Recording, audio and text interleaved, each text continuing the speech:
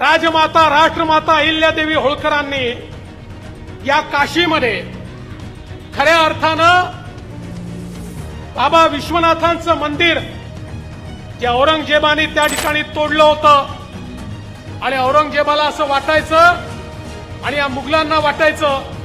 आम्ही काशी तोडली, आम्ही अयोध्या तोडली, आम्ही त्या ठिकाणी श्रीकृष्णाचं मंदिर तोडलं,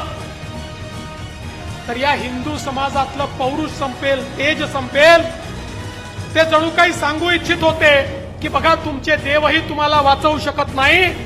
तुमचे शिवही तुम्हाला वाचवू शकत नाही, तुमचे रामही तुमचे कृष्णही तुम्हाला वाचवू शकत नाही, आम्ही त्यांना देखील त्या ठिकाणी मोडू शकतो, अशा प्रकारचा भाव त्या ठिकाणी व्यक्त करण्याचा प्रयत्न चालला होता. त्यावेळी राजमाता राष्ट्रमाता अहिल्यादेवी होळकरांनी काशीचं मंदिर असेल, आमचे ज्योतिर्लिंग असतील किंवा उभ्या हिंदुस्थानातील आमची जी मठ आणि मंदिरं त्या ठिकाणी तोडली होती त्यांचा जीर्णोद्धार केला आणि खऱ्या अर्थानं पुन्हा एकदा आमच्या संस्कृतीला जिवंत करण्याचं काम केलं.